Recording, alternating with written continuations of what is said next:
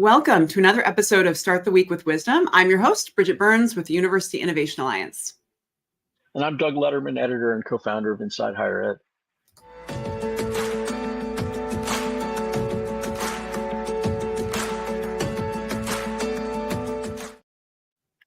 Each week, Doug and I team up with a leader in the field that we think you should be learning from, and that is definitely the case this week. Our purpose is to distill a sense of their perspective, their learning, insights, and wisdom to start the week with a hopeful and optimistic perspective, and that's why we call it Start the Week with Wisdom.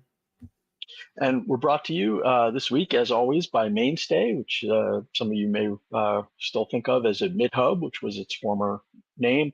It's a student engagement and retention platform that is really differentiated from a lot of companies in the market because it backs up its work with peer-reviewed research. It has done a lot of work over the years with Georgia State to help reduce summer melt, among other things, also to work on student retention. And you can find out more about the company and about its work with Georgia State and others by visiting mainstay.com. And this week's program, we're welcoming Dr. Shonda Gibson, who's Senior Associate Vice Chancellor for Academic Affairs at the Texas A&M University System. Shonda, welcome. Thank you. Good to be here.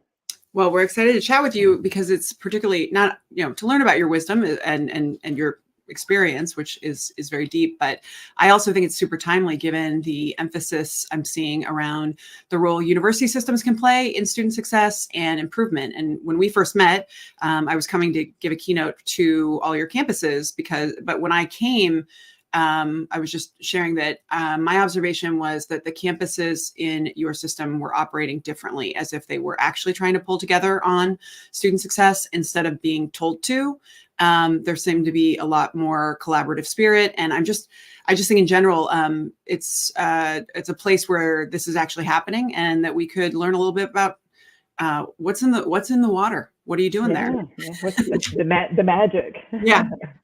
So if you want to share a little bit about that and sure. You're doing Yeah. So so I would say that and noted that not every system is the same. So I do think that's a really important point, that there are systems across the United States and very organized very differently. Some are very top down, some are very loosely organized. I like to think of our system as a membership of willing organizations that are together. And so when I came to this job 6 years ago, that's how I tackled it. Was my job is not to come to the table to be the smartest person in the room or to tell very smart people what to do. My job is to go find those smartest people and bring them around the table, and let's lay out a problem, and then let's look for some common solutions and some ways that we can work together. And so I think that we've set it up a little bit differently. So we've built out communities of practice that are focused on specific functional areas, if you will. So, one thing that you talked about was, a high level of competition. And I think that, if you set this up in a real competitive way across the system, they are competing for resources. They're competing for students. They're trying to, be very, very guarded in their area that they're serving. And so if we don't do it right at the system level, where we're pulling people together in a way that, we're teeing up collaboration and cooperation, then we can actually drive more competition and to your observation, where people just refuse to work together.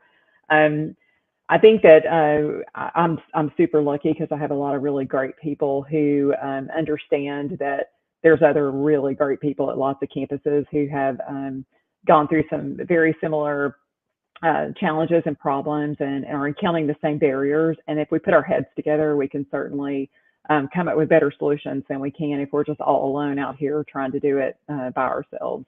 So I do think our system is uniquely positioned to do this work. And I do think other systems can position themselves to do the work. But I do think that it takes building a culture, where that environment supports that type of engagement.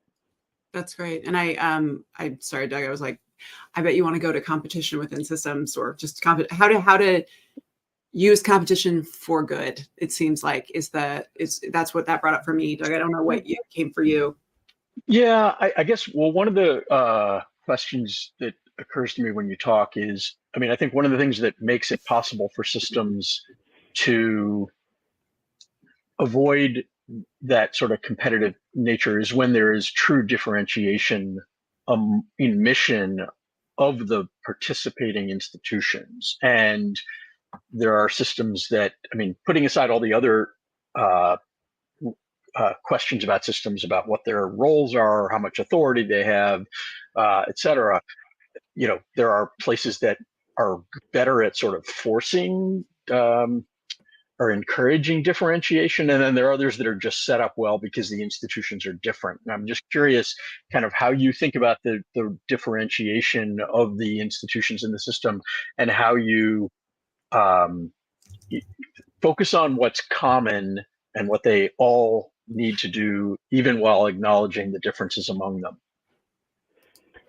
Yeah, so I probably take a little bit of a unique position on this, because you hear about the uniqueness in higher education all the time. We're so special and unique here, and this is the thing that we're dealing with, and it's different than everyone else, and our students are so different than everyone else's. And I don't buy it.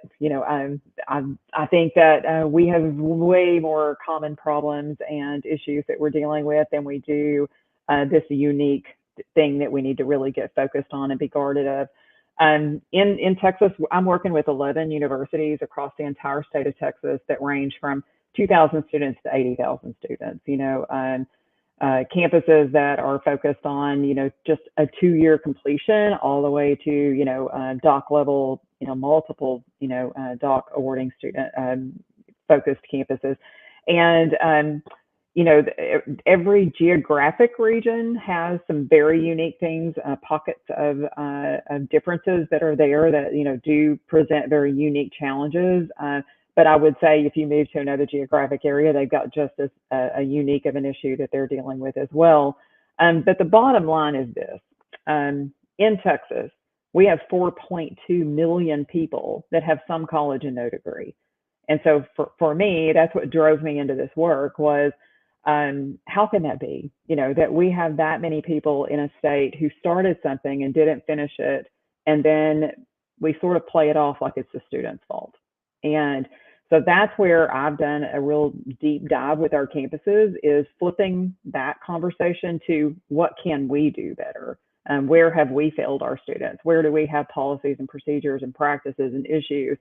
And so that begins to erode that competitive lens that we were just talking about, because now we're talking about, are you fighting for 4.2 million students across 11 universities? Okay, I don't think we have a high level of competition then. If we got them all, we couldn't serve them.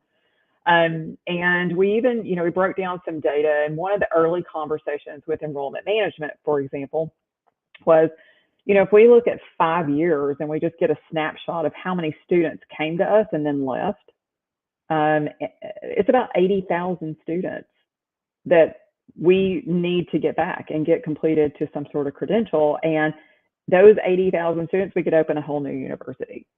So I look at it like that. So when we start talking competition and we start talking about all this uniqueness, I'm still here saying, I think we need to be fighting for the students that we're just not serving well in the first place. And so, let's get there and focus on where we do have these common issues. That one for me is one of the biggest ones, especially when you think about equity implications and the data that show that we have pockets of students who we're just not serving well. Yeah.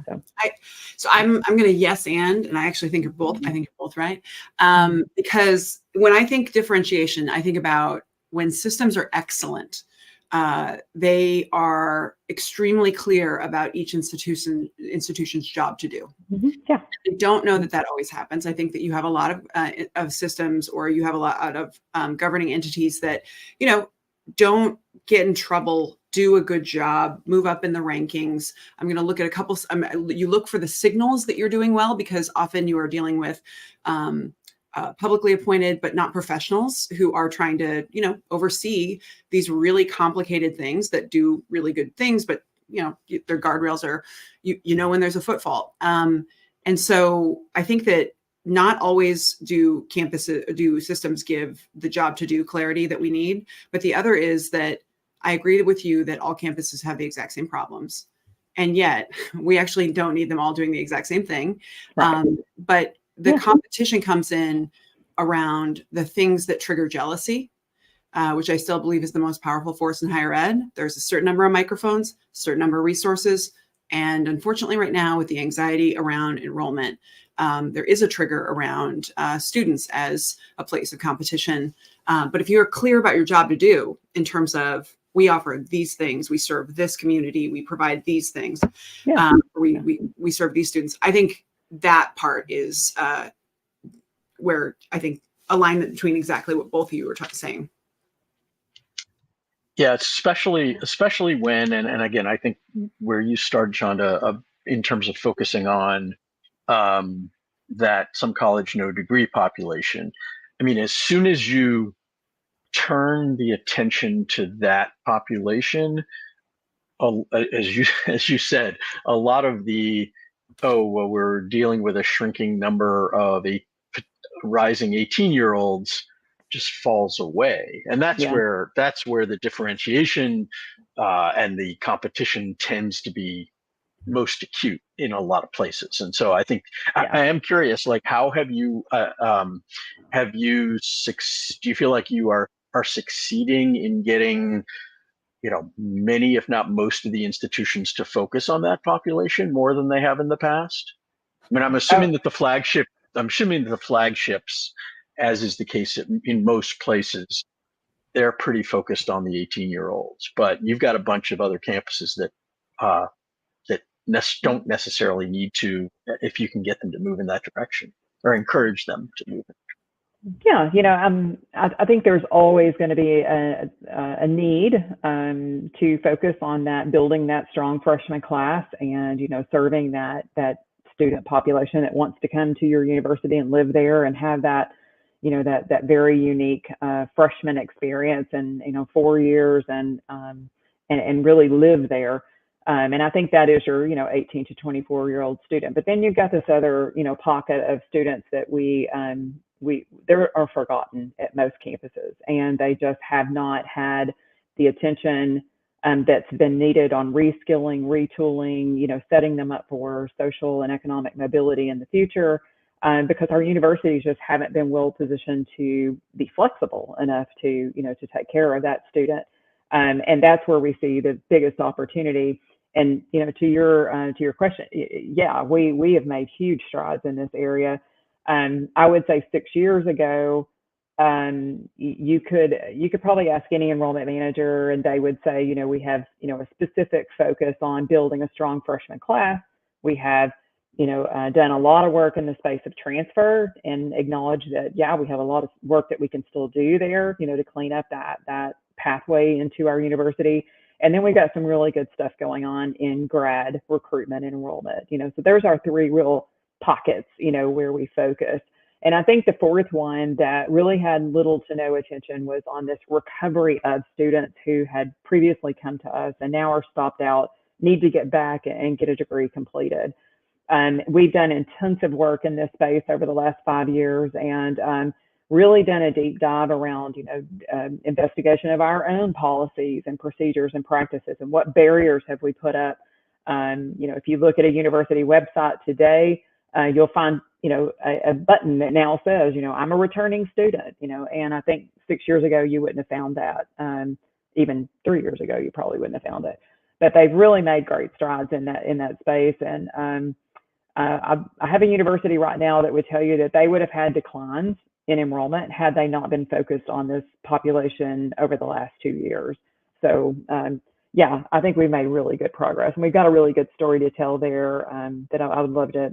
Is one of my most proud things that we've worked on across our system. So, Well, I mean, feel free to. I just love the idea of, my dream is campuses compete for this in terms of not numbers, but quality of experience for those students. Because Right.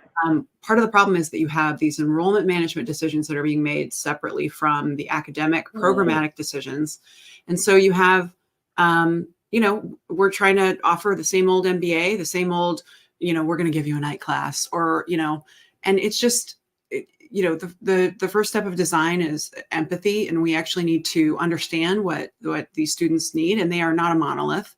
And the nuanced approach that's going to be needed to meet 4.2 million, no chance one university does it alone. No chance. But that's where the collaboration piece really matters, is, figuring out how many prototypes can you have in the field right now, trying to figure out, especially in the future of AI, how we adapt learners, how we evolve, especially when someone's in this particular demographic. So if it's a demographic, but anyway, I think it's great. And I love that you have encouraged campuses to pursue such an important critical need for the future without the shame, blame, banging them on the head. That I just feel like that's not the vibe that really seems to work. And that was what I detected when I came, was the campuses were actually united around a sense of urgency. Yeah. And, I think we build from a place of, we didn't design the system, right? You didn't, I didn't, the university president that's at a university right now did not build that university and set up that system the way that it is, nor I didn't set up the Texas A&M University system, right? It's a system that we've inherited, that was created, and it was designed to get the results that it's getting today. And, Deming told us that. And I'm a continuous improvement junkie, so that's my philosophy on everything is, looking at how did the system get built? What does it look like today? And where is it ineffective? And that's not a blame. That's not looking for, where do we go back and point a finger and say, you did this wrong, and so now our students are failing, and our system is failing these students. And, so where do we improve? It's focused on that improvement piece, not just the who did it and why did it get done that way. So I think doing it that way, it eliminates that thing that you're talking about right now, which is that sting of, oh, I've done all this wrong and I did it and it's all me, and I want to just abandon ship because it's too hard to deal with psychologically. I don't want to be blamed for everything that's going wrong in higher ed, but I do want to own the piece that today I can dig deep into our policies and practices, and I can see where we have barriers. And then I think as a leader, and this is one of the things I share with the groups, the hardest part is putting your ego to the side and saying, okay, this is not about me. This is not, it's not about like what you were talking about earlier about getting to the microphone and being the one to be able to speak. It's not about that. It's about me being able to bring 11 people to the table and get all of them to speak, finding their voice and positioning them where they can then inspire others to continue to do this work. I think that's the core of it. I think you've just segued nicely to largely where we wanted to go next. I know Bridget was just chomping at the bit to get you start talking about yourself as a leader, since that's what sort of this podcast is mostly about. But I guess maybe talk a little bit, if you could, about kind of well, before we do that, I guess maybe last question before we get to that is thinking about what you just described. What is it that you think people in positions like yours and other leaders in higher ed, what do we most need from them, and by extension from higher education as an enterprise right now? And as a leader, how do you see yourself going about bringing that about? What do you think sort of the country and learners most need from higher education right now? That's a big one. Well, I think today's learners require innovation. I think that's I think just the most obvious thing. And I think that we have to admit that our solutions that we were using yesterday are just not effective anymore. So everything that we are looking at, even historically, we're like, wait a minute, we just need something else. Because if we keep repeating what we've done, we're not making strides. So I think as leaders, we just first have to be honest with ourselves and don't gloss over that painful data that's out there that shows our pain points and our failures. As leaders, I think we have to be willing to own it. And, one thing, Bridget, that you've said several times when we've had, the opportunity to be in the room together is, I think you say it something like, listening to someone criticize you doesn't make that criticism true, right? So just because somebody said that doesn't mean now you got to get your ego in it and start fighting. It just enables us to listen and learn and grow, and so I think listening to the national conversation that's out there, that's how I take it right now, Doug, is like, just listen to what is out there and then we learn and grow from it. But we don't have to get defensive and, create some kind of marketing campaign to combat it, and I don't think that's the first answer. I am in a place right now where, I'm going to tell you my biggest strategic focus right now is on the impact of faculty. And so I really, truly think the emphasis right now has to be on the professional development of faculty and tooling them up to be able to do that first thing that I just said, which, the innovation piece. Because if we don't teach them how to enhance teaching excellence and enhance and use innovation, I think that we failed as institutions. And so, when do we think faculty are going to just like magically go out there and create time in their day to figure out how to use AI in, teaching my class that I've taught for the last 10 years very effectively?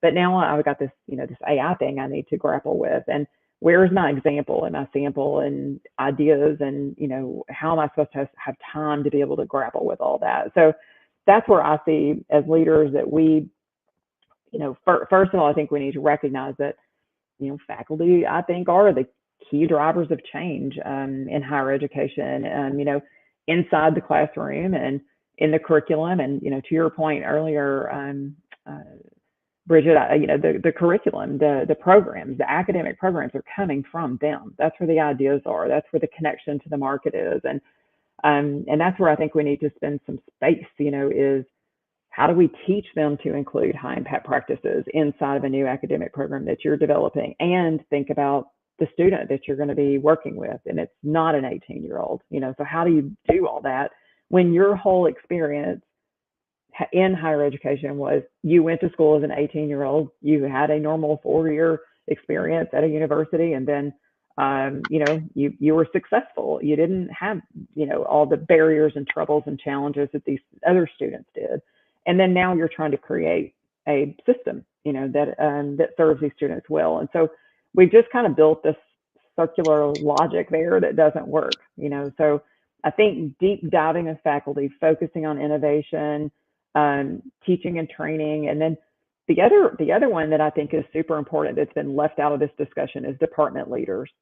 Those are the key people who, I think there's some research out there right now that says that 80% of decisions that are made at a campus are made by department chairs. Wow. So who's working with them? Who's helping them to see, how to do exactly what we want to do here, which is, serve a different population, morph ourselves and grow into what America needs in higher ed in the future. Yeah. I feel like it's like you've been inside my inbox or my head. So that's the stuff that's where our next projects are. I mean, this is breaking news on there. Good. Give me a call. That we're trying to work on this piece of that faculty should not have innovation done to them. There needs to be a process that supports a community practice and engages them in the experimentation, the vetting, the pressure testing, and figuring out what's the microdose for innovation for faculty that works, given that they don't have extra time. What is it, do you need to buy out classes? How do you do it? And what are the innovations that actually are ready to scale versus the things that get the hype and demand the headlines, but aren't necessarily going to work in a multitude of environments? We should follow up because we're about to launch a initiative with faculty fellows that's specifically about this, but I just in general, and then also the idea of going to the next layer down beyond presidents and provosts to deans and chairs, because the approach to innovation has to be different. It has to actually, our work is always start with the user in mind, start with empathy. And so we have to first understand them, and what they actually want, but instead of what we think they want. Right. Yeah. And but that's super timely. I do want to shift to you and your career before we go, which is what's been the most surprising thing about your career, given our audiences have just gotten a taste of just how deep your understanding and expertise in this area is. But, you as a human, did you see this happening for you, or, what's been the curveball? Oh, I'll laugh about that all the time. I'm like, I had no idea this job even existed. If you would have asked me back in 1980 when I was thinking about going to college, what in the world am I going to do in my future? It wouldn't have had anything to do with this. And, I think the most surprising thing to me has been the transferability of the knowledge and experiences that I've had through everything that I've done, which you couldn't have told me that whenever I was 18, that everything you're learning now is going to transfer through the rest of your life and connect. There's going to be these linkages in your career. So I'll tell you a quick story. So back in the early 90s, I was in corporate management before I came into higher education. So I should probably, tee that up. I had about 20 plus years in corporate operations management. And then I transferred over into higher education. So, I've had about, a dozen years in higher ed and doing the same kind of thing that I did in corporate, but doing it, here in higher ed. So this company that I was working for was located in North Carolina, and they sent me to a training in Texas. And it was a total quality management training, so TQM back in the day. And man, I was just like, this is my thing. I love this, this whole continued improvement philosophies and, really, a lot of what you're talking about, getting there with the people, building a culture, supporting, this is everything that I'm eating it up. So then I go on and I do my work, and then fast forward 25 years later, I happen to be in an economic development corporation project, and there's all these deans and faculty sitting around the table working on this project. And I'm like, wow, I'm impressed. I like this. I like that world they live in. So I was drawn in, and I was brought in to do a continuous improvement project. And then fast forward again, I end up leading a quality enhancement plan for a university and leading institutional effectiveness. So all through this entire thread, that training that I had way back in the early 90s actually was hosted at the very same university that I ended up leading the QEP for, like almost 30 years later. And I'm like, okay, you want to talk about transferability of skills and knowledge and experiences, that was pretty shocking to me that happened. And then, today to move into a space where I feel like I'm creating a space for 11 universities to truly focus on continuous improvement, innovation, and transformation, to be thinking about the future. I just never dreamed that path would have existed back then. But now I see that, it's that unexpected linkages that I think is most surprising. So that is serendipitous. Super fun. Yeah. Can you, amid all those experiences, can you identify kind of, and maybe it hasn't happened yet, maybe it's still ahead of you, but can you identify what you're most proud of as a leader? If there's a singular achievement or a type of something, something you've gotten really good at, what are you sort of proudest of so far?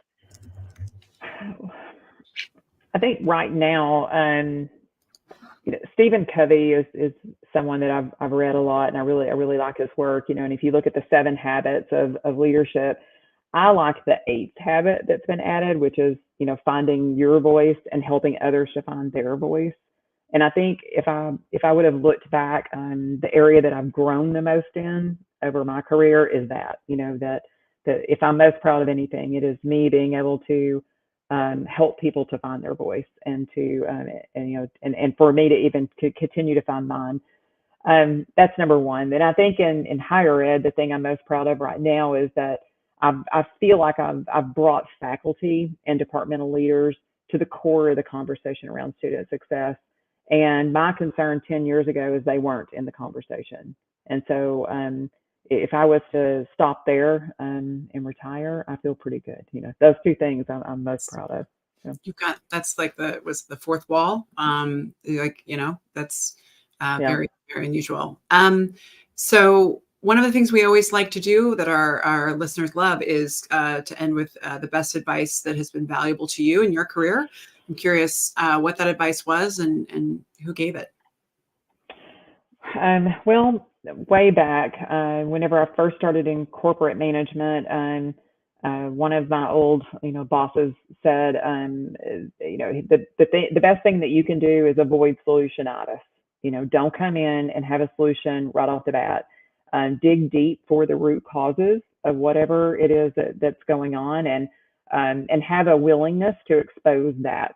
And then let's tackle it, blow it up and rebuild it, whatever we have to do. But avoid that solutionitis will help you along the way, because as a leader, you're not going to always be the one at the top. Oh, I've got the best idea. Let's do this, and so I've tried really hard to, keep that close as we've, as I've grown and moved into all kinds of different positions. And I think the other thing, moving into higher education, that's a tough one, to come into higher ed after being in corporate management for a long time. It's a little different world. And so I had a supervisor, Mary Hendricks, and she was a vice president of student access and success at Texas A&M University Commerce, and a mentor for me, and a person who really helped me to figure out how to transfer into higher education. And she told me that the most amazing thing about working at a university is that you're around a lot of really smart people, like all the smart people. They're all here, and in many communities, you're going to find that there's more doctorates at that university than you're going to find in entire, regions of a state, so all the really smart people are here. And the way that you can distinguish yourself is to be kind and always keep the students at the top of your mind.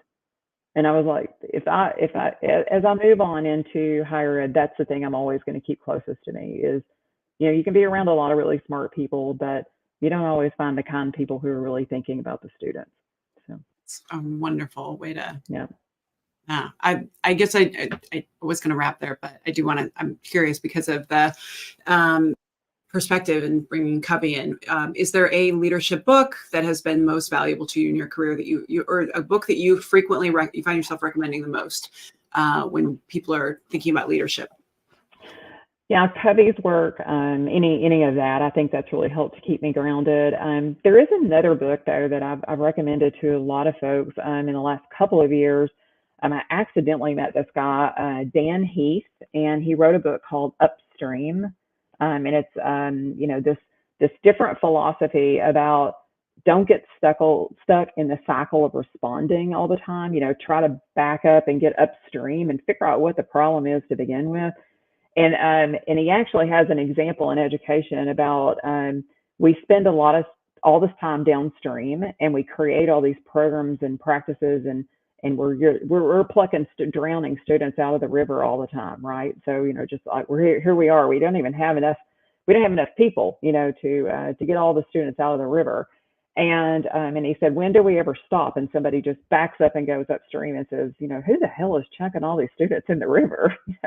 And I love that. I think Dan's onto something there to help us in higher ed to refocus and get upstream. That's wonderful. All right. Well, thank you so much, Shonda Gibson. We've really enjoyed this conversation. It's been more focused on student success, but and systems. I feel like we've covered a lot of really great topics that will be super timely for our audience. So thank you for spending the time with us. This has been really rich. And as always, Doug, thanks for being an excellent co-host. We'll see you all. Thank you both. All right. See you.